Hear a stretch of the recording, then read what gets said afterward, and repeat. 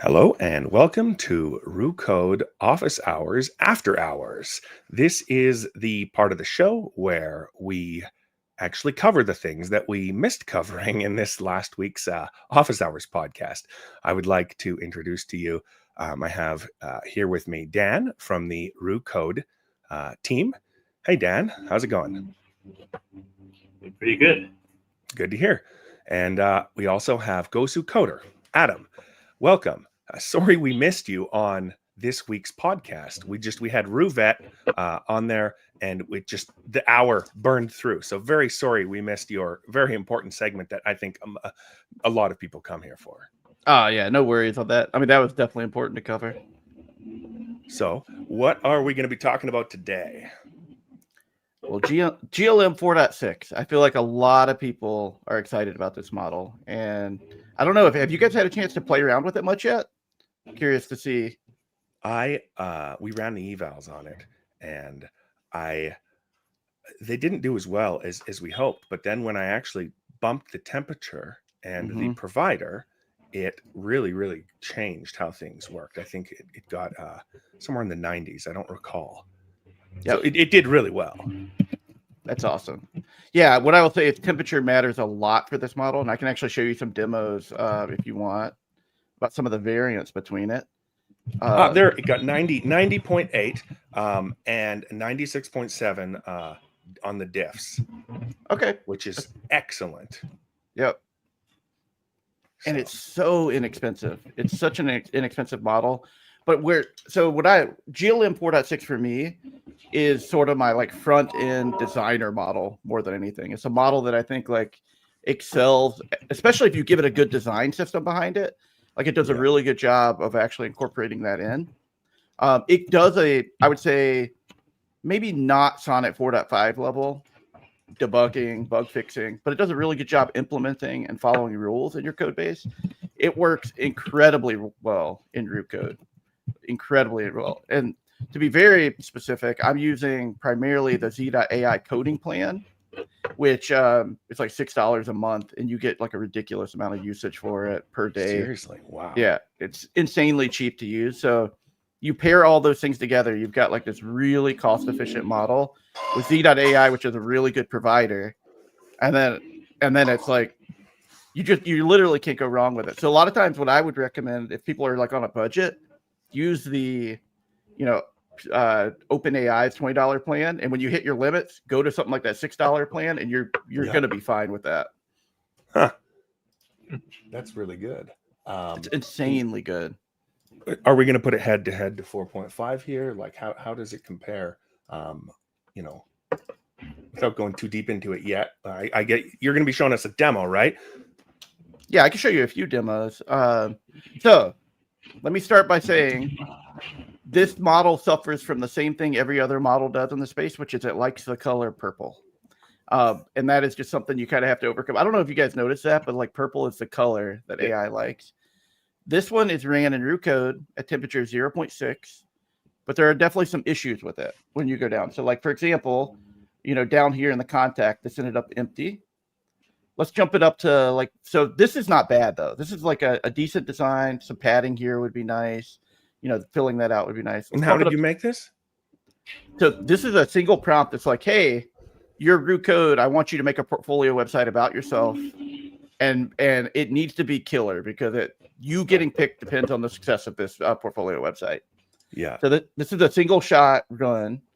And then 0.7, you can see it. I already think it looks better. I really like this kind of card here. I don't know if you can tell in the video, but it actually tilts back and forth when you hover over it. So you can kind of see a little bit of motion. So they're adding some neat stuff there. This part here, notice how it's not popping. If I go back to this one, notice how it's popping up and down. So watch it. Yeah. It'll go blop. So this one actually kind of cleans that up, but very similar. But then it's got this overlap problem here. And so you one-shotted this. One-shotted this, yep. No way. Yep. But let me show you what happens when you go to temperature 1. All right. So this is temperature 1. And actually, let me refresh this. Look at what it does. It's got this initializing experience. This is temperature 1. So the first one we were looking at, what temperature was that?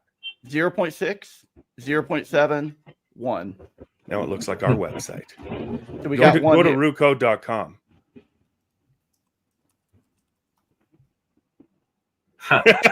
That's funny. Yeah, that's awesome.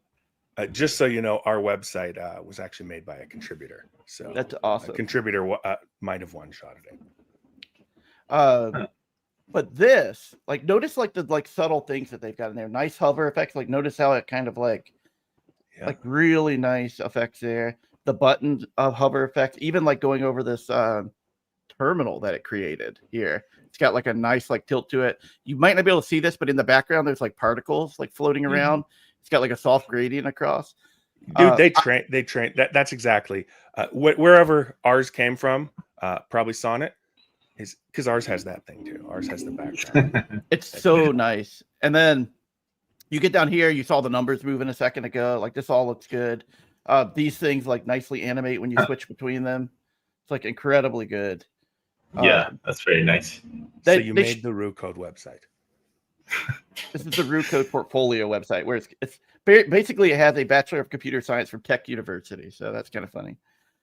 But I mean, this is incredibly, it is good. Temperature matters a lot though. And So to show you this, one You're is saying the way to go with GLM is 1 for design. Yes. Oh man. So Let me we see. should make an API profile that says like GLM 4.6 design. Yeah, let me see if I can share that. So design for one. This is where the model stuff gets like so tricky. I might have to unshare and reshare. For some reason it's not picking up this window. So 1 second here. Sorry about this. I do remember like the first GLM model I tried was like an expert in web demos. Like, it was so good at designing just plain websites. Yeah. But also like demos of everything. It was just so good at that. It's nice to see that it's still like that, right? Like, you can still design do well. So this is a test that I like to do a lot. This is a pool game in Python. I test this on everyone. So Sonnet, for example, typically struggles with this. And what I mean by that is the physics that they calculate in there is usually all borked. GPT-5 can do a pretty decent job at it. Grok actually did a decent job at it back in the day. It was like one of the first models that actually did well on this. So anyway, this is, we're going to go ahead. So we got some nice power meter stuff here. The main thing you're looking for is the physics, and it is spot on. And you actually look at the code, very well done, calculated well. The balls don't infinitely roll. Balls sink into the pocket correctly. Like, and this is done at temperature 0.6. So this is where kind of the variance kind of comes in, because you start going up in temperature here, it actually gets worse with the pool game. Where design, I think it gets better. Again, hard to really measure that without doing millions of tests and knowing that. And then layering that in, so this is my actual product that we build. This is my day job. I use GLM 4.6 to actually design all of this. So like all of this entire section was built and designed with it. I do have a little bit of an unfair advantage because my branding is purple and has been since before AI existed.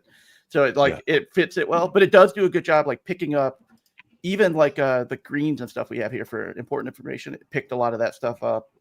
So I thought this was kind of interesting. And then, like I said, if you go back and you look at the coding plan, this is what I'm using. It's $6 a month coding plan. First month is $3. I have no affiliation to them at all, but it's just like such an incredibly like cheap. Are you sure they're not, you know, I don't know, padding your wallet here? I mean, I wish they were, if they wanted to send me a,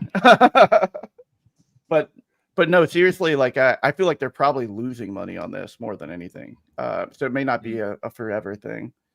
And then the other thing that I love to do is I actually love to use it for prototyping. So like if I'm like thinking about a new idea for how I'm actually like want to lay things out, it's a really great model at giving you like just really quick functionality. So for example, like being able to just test out like what's the functionality between switching between desktop and landscape mode or and mobile mode. This isn't designed perfectly, but here I'll show you what I've got here. So like if I go in here and I say hello, it actually will go and like generate a fake email for me based on a template that I put out. And I was able to get like all of that working, you know, with very little work in GLM, because I think it just does a great job at like front end, like UI work. So that's my general analysis. If you want like good looking stuff, temperature 1. If you want stuff to be like functional API stuff, you probably want lower temperature, like 0.6-ish temperature. So I would bet your evals based on how they're performing. you probably do better at a temperature of 0.6 to 0.7, and you probably do worse if you go higher or lower than that. That'd be my theory. Well, I guess this so this leads me into our next bit. I mean, we can still go over more of this, but so Sonnet, we haven't talked about that on the podcast yet. Sonnet 4.5. Yep. Have you tried it? A lot. Yep. And you know, I'm gonna actually let's first ask Dan what his take is, and then we'll go. You know, he's looking pretty over there. We might as well get him talking. Hey, Dan. Hey, Sonnet 4.5. What did I think of it? Well, I like it. I'm using it right now for getting stuff done, just like Opus was back in the day when it was working well. Yeah. It's you just tell it what you need to do, and it's just gonna do it. Like there's no complaints there. There's some stuff that I found GPT-5 medium reasoning that's a bit better. Like overall it's a smarter model, but it takes a lot of time to think and reason when you tell it to change 2 lines. So for general tasks, coding tasks, not necessarily design tasks like front end tasks, but just general tasks, it does pretty well. Like I really like this model. And for more advanced debugging, reviews, GPT-5 just is king there for sure. Mm-hmm. But I haven't used I don't use too much front end stuff, so I don't have a need for something like GLM. But it's just awesome. I really like this model since the first version I tried. It's just great. It's so good. And I know there are people that do beyond like front end stuff. I just, because of the smaller context window that GLM had before, it just was great at like front end stuff because you don't want to put a lot of context in there. You're just kind of focusing. So I need to do more work beyond that. But on the Sonnet 4.5 side, I mostly agree with you, Dan. I find that if I were to give you Sonnet 4 and Sonnet 4.5, do you think you could tell a difference? Like in quality?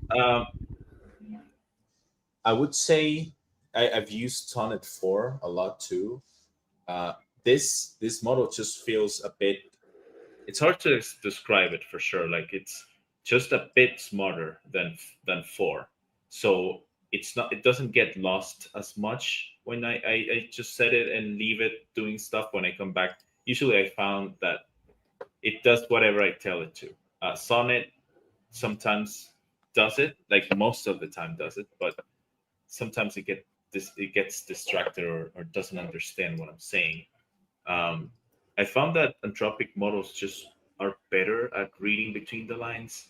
So 100%. If you give it a vague-ish prompt, it mostly will figure it out. If you do that with GPT-5, it's not definitely going to get lost. But guys, I would like to interrupt for a second before we get to Adam's deep take on Sonnet 4.5, and I would like to throw on some here. Sa, can you get my screen? Share my screen. Okay, for anybody that has been waiting, here we are going to do Flappy Birds with GLM on 0.7 while we talk about Sonnet. We know Sonnet 4.5 is going to ace this. I don't know if I need to do that. So I'm just going to hit enter, and Adam, take it away. Let's perfect. Yeah, so like I said, I mostly agree with you, Dan. And what I've started to come to realize is that people are going to have different experiences with 4.5 depending on how they're using it. I think if you're debugging or you're trying to figure out an issue in your code, I think it's absolutely painful to work with Sonnet 4.5 because, for example, I gave it something this morning, and it's like, oh, the problem is probably this and this, which was stupid too. It was like, it's probably not including this file properly. I'm like, well, can you go check? Oh, I guess it is including that file. So it doesn't do a great job at like dissecting problems in code and trying to grab as much context, where Codex, the Codex GPT-5 model, does such a great job. Oh, you nailed it. That's it. That's exactly, you're right. It does not dig for context. Yep. That's it. Yeah, that's a good, I mean, that is the best explanation I could give. But if you take Sonnet 4.5 and you give it a spec and you tell it to build this thing, it's going to nail it. So And it's a one shot from zero to something, but existing code base. If you're saying like, hey, I've got this problem, I need help tracking it down, it will take the most surface level answer possible. Where GPT-5 Codex in particular is one I've been testing a lot mostly, will actually dig deeper and deeper and deeper and actually come back with some usually more like reasonable answers to it. So It'll take 3 hours to get there. Yeah, you'll be waiting a while, but you'll at least get something that's a little bit more meaningful. Yeah, which this whole race for the fastest model. I know people are like, I want it fast, but I feel that GPT that OpenAI has done a service to us by not caving and actually letting the model do what it needs to do in their codex version where they've trained it for codex. It seems to work pretty good, but in my experience, codex doesn't work well as medium or high in codex. So yes, it's faster, and 90% of the time it'll do the same job faster, but that 10% is what matters to me. I'll just wait. I have no problem waiting unless I'm working on something little that needs to be done now. Yep. And that's where, like, Dan, I think we're saying probably the same thing based on but I've really come to realize, like, some people will say Sonnet 4.5 is so much smarter. And I think that's true if you're using it from a perspective of like a spec-driven development, or you're guiding it, because I do think it stays on track a lot longer. It doesn't seem to like make up stuff, as it gets further on in the context window. But it doesn't do a good job like building that initial like understanding to help you kind of debug or work through things. Code review stuff, I don't think it does as well as GPT-5 Codex. So anyway, that's my assessment after spending several days with it at this point. I may change a week from now. I may learn something else around how to use it better, but that's where I'm at currently. Dan, you use code review a fair bit. What are your thoughts? That Sonnet is not for it. I completely agree with Adam. It's just not. It doesn't read. It's lazy. It's a lazy model. That's the best way I can describe it. If you tell it, here's what you need to do, probably gonna do it. But it's not gonna be proactive at gathering context. On the contrast, GPT-5, not the Codex variant. I use it. The Codex variant has some issues with Roo sometimes. Sometimes it really doesn't. It always wants to just end the conversation. But GPT-5 on medium reasoning is just the opposite. Like you to ask a question, it's going to use every tool it has, mostly code-based indexing, to actually answer and give you references to, that I found the answer here and here and here and here. It's just a model that it's better at everything. To be honest, it's just slower. And for code reviews, it's really, really good. It's a model I have never seen like reviews as good. Somebody just said here in the comments that GPT-5 low reasoning has recently become their debugging workhorse. Have you tried it much with that, Dan or Adam? Or you stick to medium for safety? So I will be honest, I've mostly used medium for pretty much, that's like my baseline. And then I use high for planning, or if there's like some really big, like complex thing that I'm trying to work through. I have heard that from other people though. So I do feel like I need to put a little bit more time into trying out low. And I've also heard GPT-5 mini high can be good for some people too. So I'm also interested in that one. I just haven't put the reps in with either of those. Yeah. Definitely medium. That's all I use when I use GPT-5, sometimes too high when I need to take an actual deep look into a bug or something. I found something that needs a really big attention span from me. But medium is just awesome. So good. It's just great. Well, here, Adam, somebody asked, did you try 4.5 with Augment? It's really good on large legacy projects, they said. Augment Code, for anyone wondering, is another tool similar to in the space of Roo Code. They're working hard to try to get to the same goal as we are. I like to think we're better than them. Our tool works better, but as everything goes, there's always preferences and little things that one tool does better than another. So I'm not afraid to talk about the other guys on here. Adam, what's your answer to that? Yeah, I mean, I don't know if you guys saw my latest video that I put out a couple days ago, but I did a run through of all the evals with Sonnet 4.5, and Augment was included in that. So it's a really interesting thing, because when people say better, it's hard to kind of classify what that actually means. I do think like Augment does an incredible job at understanding how things work in the code base to go and tackle something. And I actually use it a lot just for even chatting with the code base. But I will say, like, typically Augment like does slightly worse on agentic work. Not a lot, but it does slightly worse on agentic work. And that has to come to like the follow-up. So there's like different harnesses that are put into place where they'll like self-correct each other at the end. So what you'll see is like there's some like that out there that will overkill self-correcting, and they just run forever, and it's like beyond what you really want. And then there's some that I would say like do enough to get to a point where it's like higher quality. And there's some that will like try a little bit and then just quit. Augment typically falls on the like in short sort of path. So their scores are a little bit lower. But if you're working like very strategically with it, like it works fine. It's just not going to be one of the things that if you have like a big spec and you want Augment to go like generate it from 0 to 1, it won't get as complete as like some of the other ones do. And that's true with Sonnet 4.5, unfortunately. Yeah. Okay. Oh, we got the Flappy Bird game. Yeah. I did this specifically for Is it going to work? Sharik, one of our community members. He really, really loves Flappy Birds. Dude, he messaged me the other day upset about not seeing it in the last one. So yeah, I think that like it just must have really made an impact on his childhood. He must have played it a lot, you know. So I can relate. It was a fun game. The dings, the constant ding ding. Actually, my refrigerator sounds just like Flappy Birds. Anyways, so here we go. Restart. Okay. Oh my goodness. Isn't this amazing? It's really good.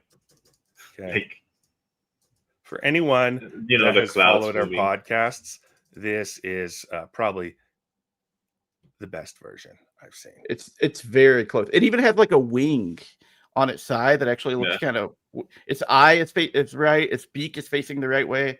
A lot of times the beak is backwards. It's really cool. It was missing it is missing the start button, but whatever. I'll give it a 9.9. Okay, let's see.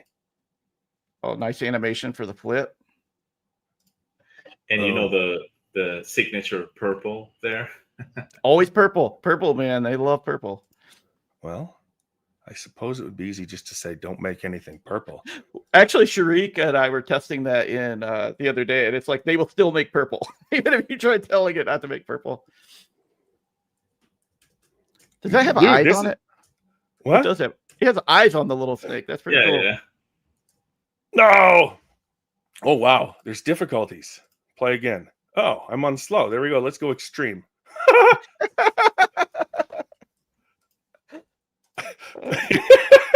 Okay.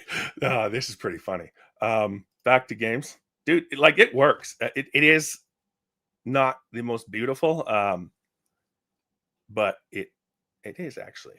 It's beautiful in its own way.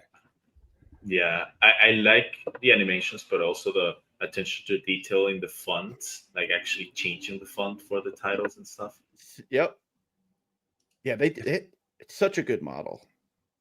In case anyone was wondering here, I actually kicked it off from a remote control task. So I was able to hit new task and had it on its way. Anyways, so yeah, I guess that leaves us for the day here. We've covered everything. Adam, anything else you want to get out there? Any points? Any demos? No, I mean I think like I said, GLM 4.6 is a good model, so I definitely would be open to trying it. You do have to be careful with providers on OpenRouter. So if you try it and you select just whatever random provider and it's not good, don't give up, because some of them are unfortunately worse quality than others. But And I hear that a lot. A lot of people will be like, "Oh, I tried that model and it sucked." I'm like, "Well, what provider did you try? What temperature did you try?" And it's such a complicated space, but just don't forget that. Oh, then I have something bonus round topic. Sora 2. Have you tried it? The only I've been exposed to your videos on the Discord server, or your Yeah. videos wrapping hands. I You think like them then, is what you're saying. at this point, like you can hardly tell it's AI. Like you have like visual glitches with other previous models, but now what you only realize is, oh, his face looks different, right? Mm-hmm. But Yeah. it just it looks like a real video. if you look closely, yeah, you can tell, but it's much Yeah. better than before. Well, here, let's see if I can pull one up.